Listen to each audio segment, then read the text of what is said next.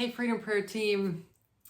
Sorry there was no video last week, but I really felt it was important to have those written dates for the calendars. So if you did not check out last week, please go back and look, because I did ask you.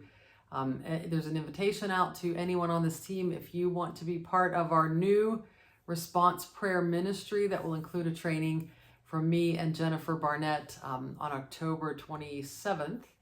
Would love for you to be, that's the team that prays for people after service. So if you did not read that, then just so you know, anyone who's on this team, I would love to invite into that space. So you'll have to be at that training, and we're going to have a Zoom meeting, informational meeting coming up in September. So let me know if you want to be a part of that. Okay, today's tip is, it's a little bit deep and wide. I actually had to grab my Be Strong and Courageous blanket to cloak myself with. Just kidding, but for real, this feels like an important one to me. I'm noticing some things as we're going through more and more Freedom Prayer sessions now that are not our team, and even less staff members and elder type of people. I'm noticing and hearing from you guys that a lot of people are coming in and they're not necessarily knowing what to expect in the prayer time. They're having a hard time connecting with the Lord. And they don't really understand necessarily what they're supposed to do or how to act. And they don't have a lot of knowledge about some of the things that we're doing in kingdom business. And so I was in a prayer time last week, and we ended up spending a bit of time discipling this person in some really key areas. And that was the thing that kind of unlocked her to be able to connect with the Lord. And so I wanted to share that with you. And I also just wanted to share, I think that what's been happening in my own heart is that we are realizing that there's a missing piece in so much of the discipleship of our team, of our church. That this idea of experiencing and encountering God, being with God in personal ways and allowing Him to access our life, this is what Freedom Prayer is built on. But it may be hard for people who don't have this context, who just come to church on Sundays and they don't necessarily hear the same kind of things, and they're not sure how to engage personally. They don't even necessarily know that's a thing. Just because they're Bible believing, or they have tenets of the faith that they believe in, or they come to church, does not mean that they have this personal connection with God. And that's the basis for everything, right? And it doesn't mean they understand that God wants to work in the very private and holy places of our inner self, the deep places that most don't know that we wrestle with, but He knows. So I just want to give us permission to disciple people a little bit in these, in these prayer sessions. And what an honor and a privilege. Now, my discipleship heart just goes boom, boom, boom, and jumps at the chance to do that, because I've known all along that this has been far beyond inner healing. We are experiencing healing, but there's a whole nother piece that's happening here, and now it's starting to become more and more clear. I'm really excited about it. So let me tell you what happened in my prayer time, and then I would like to tell you how I think this might help in some of your prayer times too. We encountered a person. I was not chair 1. I was actually supposed to be observing in chair 4, but had to replace someone who was sick. So I was sitting chair 2, and we were talking about this at the beginning. And I just felt led to ask the girl just a little bit about her faith journey. Had she ever been in a prayer time like this before? And her answer was no. And, what did she understand about prayer, or talking to God, or connecting with God, or any of the language that you feel comfortable using? And, it was clear from that conversation that she didn't have much of a background and wasn't sure what to expect, and was able to sort of share with her, here's what we're going after. And so did the chair 1, did a lot of that great explanation.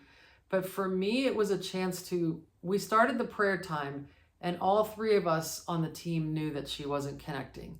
She was saying prayers that were basically, rote prayers about knowing that God always comes, and, thanking him for that, and then starting to ask blessing on her family. It really was like a person who just walked into a default mode of how to pray.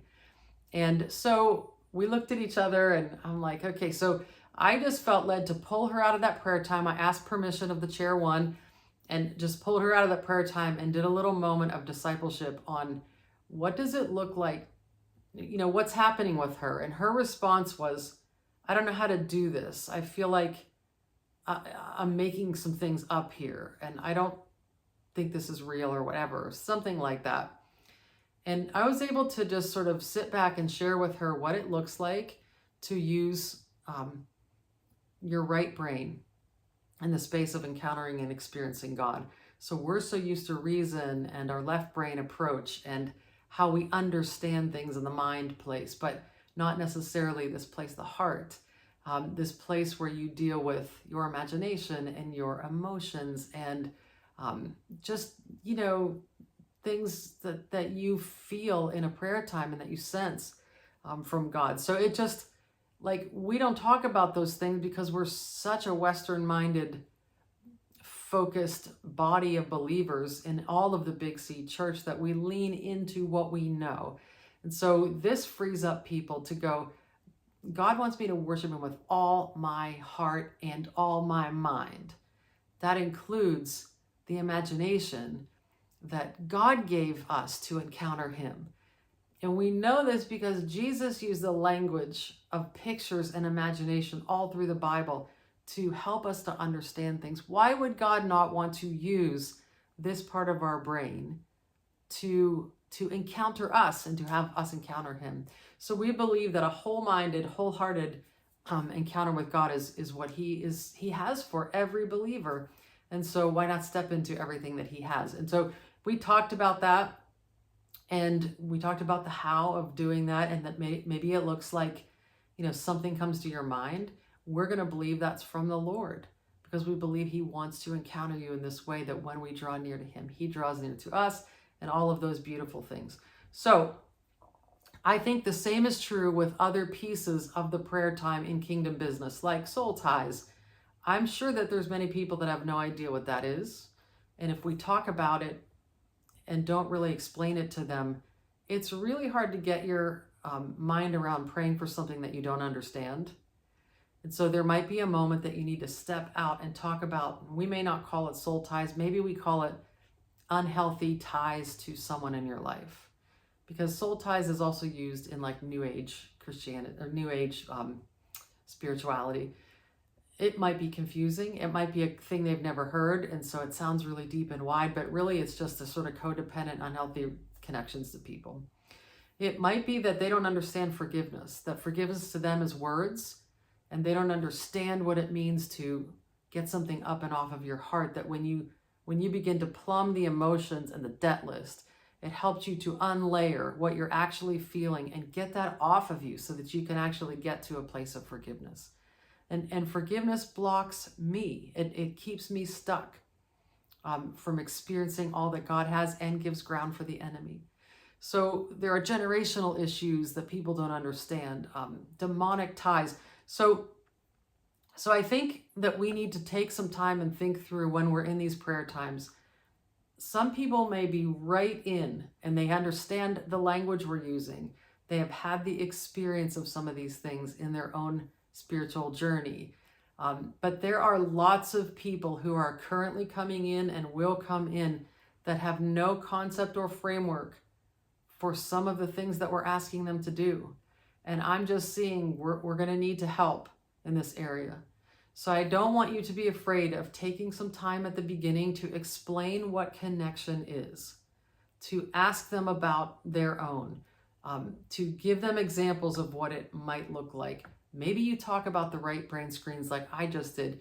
Dennis Riley and I had a conversation this morning, and he said he's actually going to do what Jennifer did when she was here in November, when she had many of us like imagining something just to try to use our imagination. And hers was, imagine a drink. I just want you to picture in your mind a drink of any kind and tell me any details about that drink that comes to your mind. And there were all kinds of things that came up with lots of detail. And then she moved it to, what is your favorite memory of a birthday party that you had, something like that. And we engaged the memory space.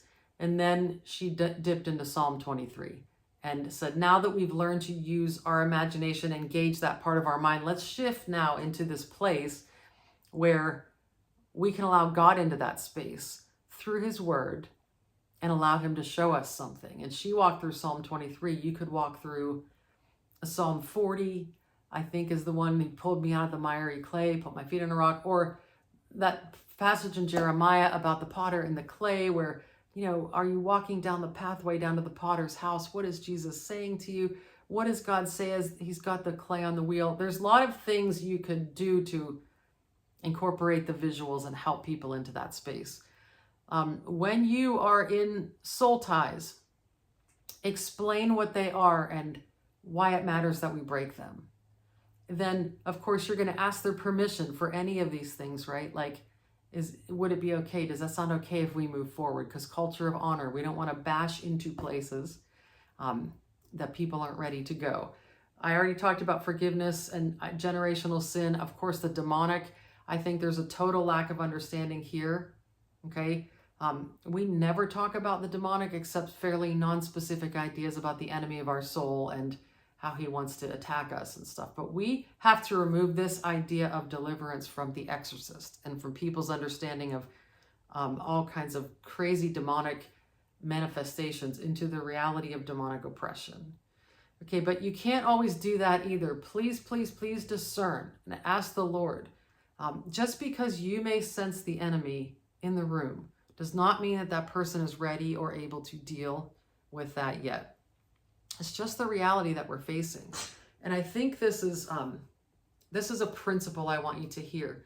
For many of these prayer times, your level of spiritual maturity and knowledge is likely going to be far beyond where the person is. And you can't always impose yours on them or work at the level that you know and you are comfortable with. We have to bring people along and do what they can handle at the time. And that's why it's so important to ask Jesus what he's bringing to the table. Okay, so in all of this, I'm not saying we should be talking all the time. I'm not saying we should shift everything about. I'm saying we have an 80-20 rule. And 20% of the time you can talk. Okay, so remember, we might need to fight the urge to go to deep healing places right away if they don't even understand what it means to know and be with God. You can have people say prayers and do the kingdom business, but it's likely that they're just saying words and that it will not sustain or last if God is not a part of that for them, if they're not connected to him in some way.